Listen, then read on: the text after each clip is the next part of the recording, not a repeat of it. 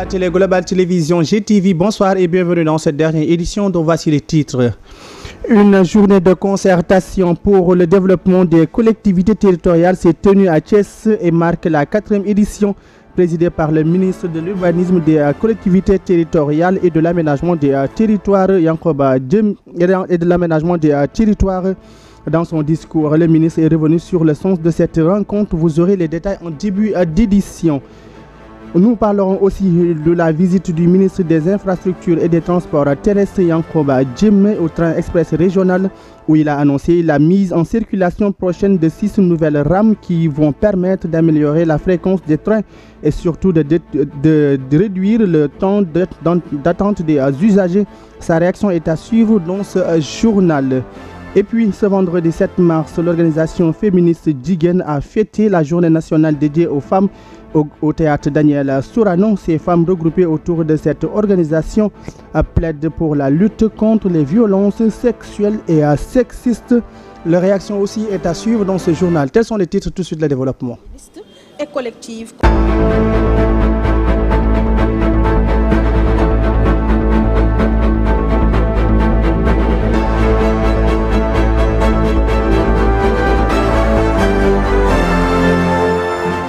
Le ministre de l'Urbanisme, des collectivités territoriales et de l'aménagement des territoires a présidé ce jeudi à Thiès la 4e journée de concertation avec les élus locaux du Sénégal. La dite journée a pour principal thème le financement et la fiscalité locale. Moussa Bal Fofana, qui a prononcé le discours d'ouverture devant les maires et les présidents de conseil départemental, est revenu sur le sens de cette rencontre.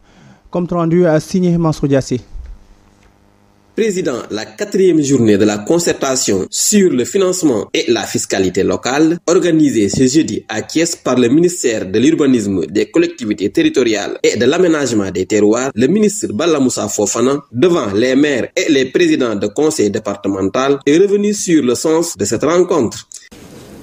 Cette rencontre, porteuse d'espoir et d'ambition, s'inscrit dans la vision éclairée de son Excellence, M. Bassirou Diomaye Diakhar Faye, président de la République.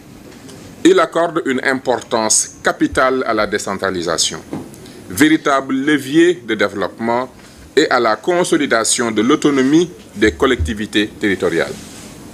Son engagement se traduit par l'érection des pôles territoires dynamiques et par des réformes structurantes visant à assurer la viabilité financière de nos collectivités territoriales. Le maire de Thiès, Babacar Diop, a exprimé les difficultés et les contraintes des élus à cause de la faiblesse des budgets. Collectivité, mon maire, au niveau des collectivités, si les maires disaient la vérité, vraiment les maires souffrent. Nous souffrons dans nos bureaux parce qu'il y a énormément de contraintes dans les mairies à cause de la pression des populations. Le premier de ces contraintes, c'est que les budgets sont très faibles. Des budgets qui ne valent quasiment rien. Et ces budgets faibles favorisent le clientélisme. Monsieur le ministre. Mbaye Dione, secrétaire général de l'Association des maires du Sénégal, AMS, a exprimé les préoccupations des collectivités territoriales par rapport à la mobilisation des taxes et impôts. Aujourd'hui, la principale difficulté que nous avons, c'est que nous avons du mal à mobiliser l'existant. L'existant, c'est nos ressources propres, c'est-à-dire les taxes et impôts que nous ne pouvons pas recouvrer sans l'accompagnement des services de l'État. Il s'agit du trésor et des impôts. Les rôles doivent être émis par les communes et par les directions générales des impôts, mais recouvrés par le trésor. Mais aujourd'hui, malgré quelques intentions positives, on sent qu'aujourd'hui, il n'y a pas une fluidité entre les collectivités territoriales et le trésor. Donc, ce qui fait que les recettes existantes sont difficilement mobilisables. Au terme de la rencontre, des recommandations concrètes et un plan d'action limpide, véritable feuille de route pour guider les efforts collectifs vers un développement harmonieux et durable des collectivités territoriales sont attendus, a déclaré le ministre.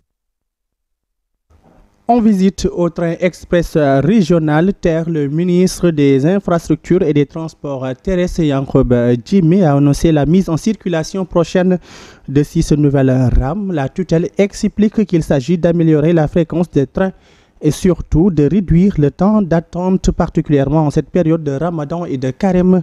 Ces propos sont recueillis par nos confrères de l'APS. Nous l'écoutons.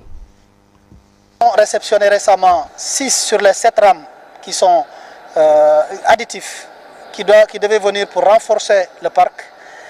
Mais le Premier ministre a donné instruction en perspective des JOJ d'en commander 5 autres qui en principe également devront nous parvenir. Ça va faire globalement à peu près 22 rames, 27 plutôt. Mais en attendant tout ça, il y a une image qui a circulé, qui a été virale dans les réseaux, notamment à 16h, les heures de pointe. Comment on voit les populations se bousculer.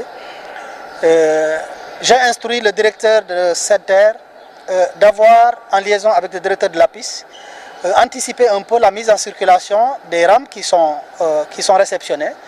Et avant la fin de Ramadan, peut-être dans les 10 jours à venir, 5 ou 6 autres rames seront mises en circulation pour venir diminuer un peu les queues. À seulement une semaine de la clôture de la date pour la régulation des motos Jakarta, les conducteurs de ces 2 roues souhaitent une prolongation de la date de clôture. La rédaction de GTV est allée à leur rencontre. C'est un reportage signé par Djibril Niang. Nous l'écoutons. La date de clôture de la régulation des motos Jakarta, ces jeunes conducteurs de motos souhaitent une prolongation. Nous demandons à l'État de nous prolonger la date. Une prolongation serait vraiment l'idéal parce qu'il n'y a pas de travail dans ce pays. Ces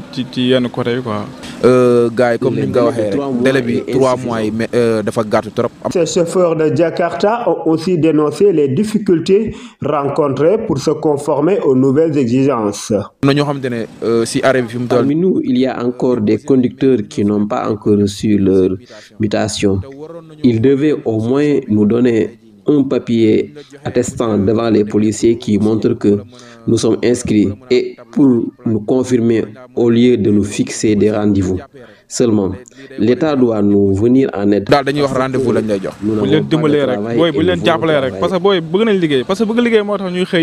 Ainsi, ils réclament de la part des autorités plus d'indulgence et de compréhension, surtout durant ce mois béni de Ramadan.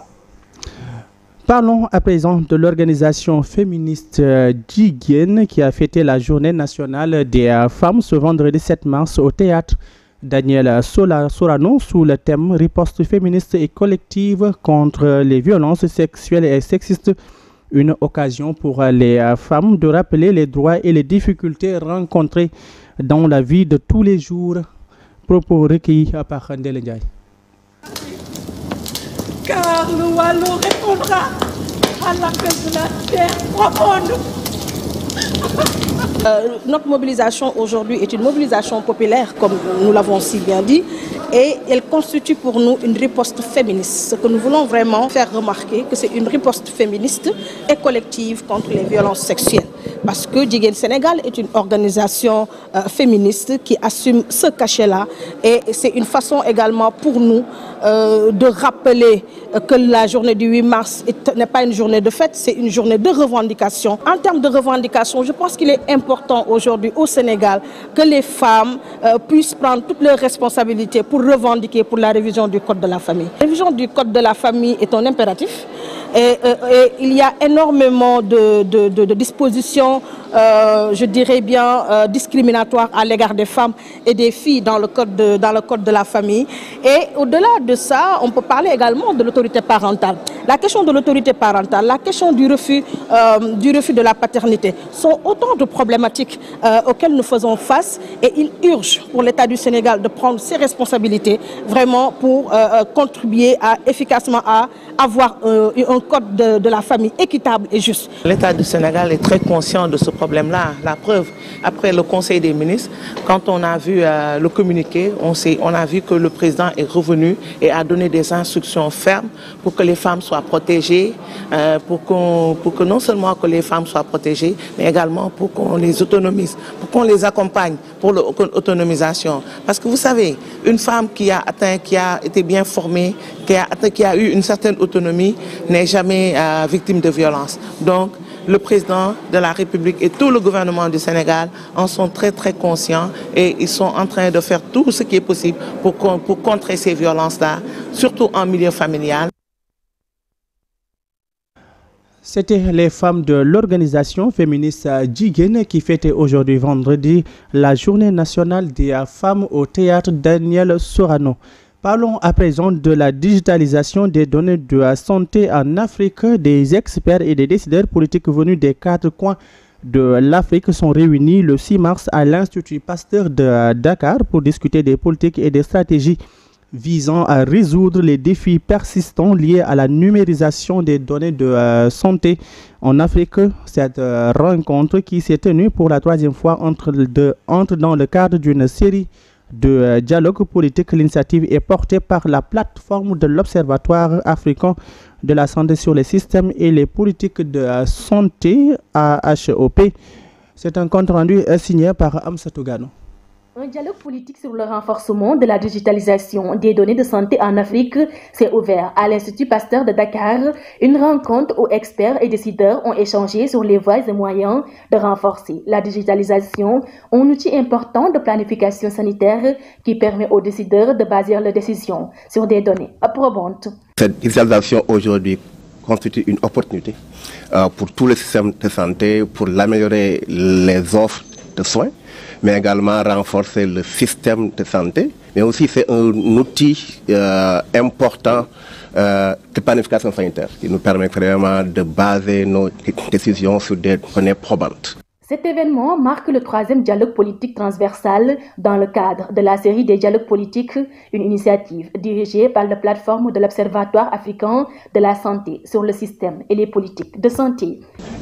C'est un projet dont l'optique est d'aider à ce que la recherche aide les décideurs à aller plus vite et plus efficacement possible.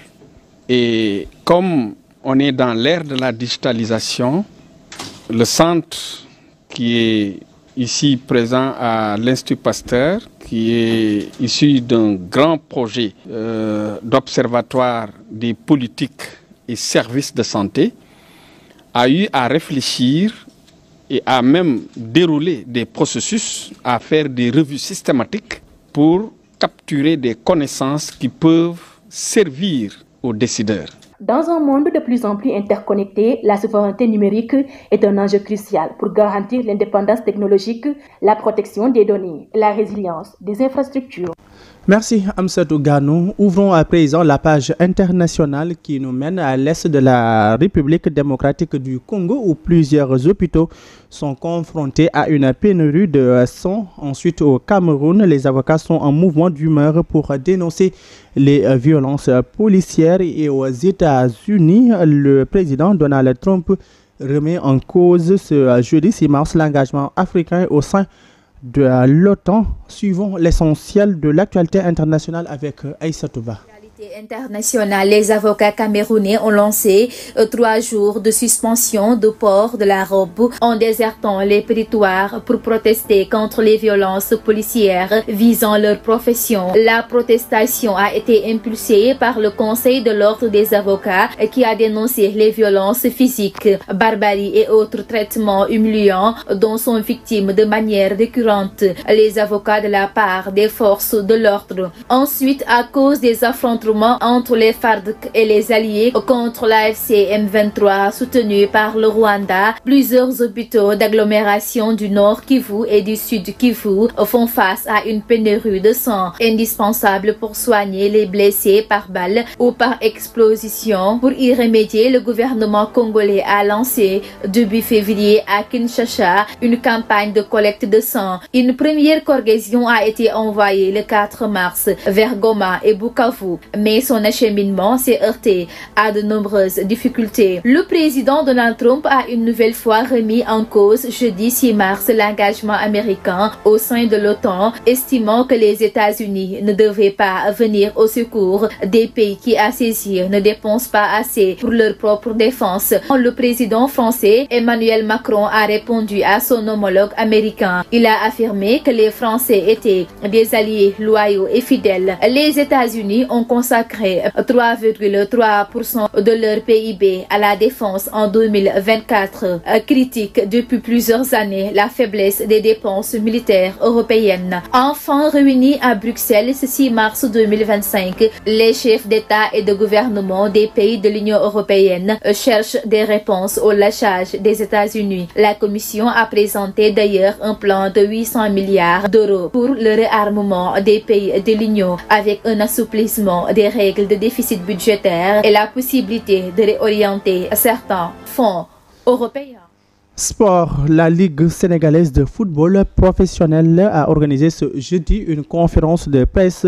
Lors de cette rencontre, plusieurs points ont été abordés. Le projet de plateforme streaming pour la diffusion de ces compétitions, le bilan des compétitions phase aller, entre autres.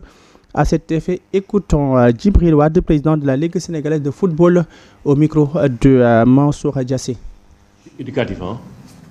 Parce que, quoi qu'on puisse dire, à chaque fois qu'il y a violence, on indexe la fédération, on indexe la ligue. On n'indexe jamais les joueurs, les arbitres et les autres. Toujours c'est la ligue, c'est l'organisateur. Même si c'est un club qui organise, on indexe toujours la ligue. Donc aujourd'hui, il faudrait quand même qu'on anticipe sur certains problèmes et ensuite qu'on éduque. Et on a commencé avec les U20 et pourquoi pas ne pas continuer ça avec les seniors. Ensuite, nous devons exporter notre football. On a signé avec des égal. Il faut que l'on montre de bonnes choses. Parce qu'il faut vendre ce football-là. Parce que ce football-là, il est là. Chaque jour, chaque fois, vous nous dites que ce n'est pas un football professionnel. Mais qu'est-ce qu'il faut faire pour que ça soit un football professionnel? Il faut l'organiser. On l'avait organisé et on faisait des choses, mais qui n'étaient pas écrites. Il n'y avait pas de lettre circulaire, on prenait même des sanctions sans base légale.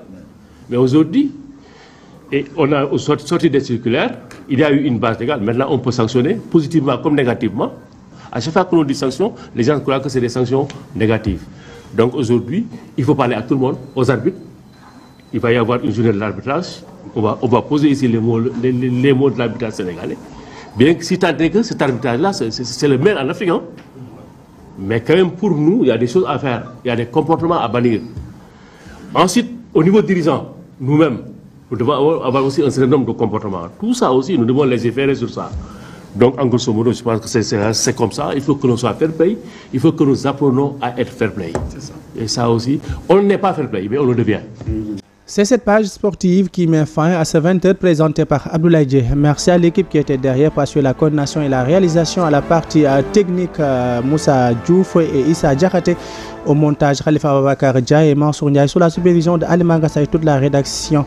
L'info revient demain samedi. Bonne suite des programmes sur la match de la télé ou la télévision. À demain, Inch'Allah Rabbi.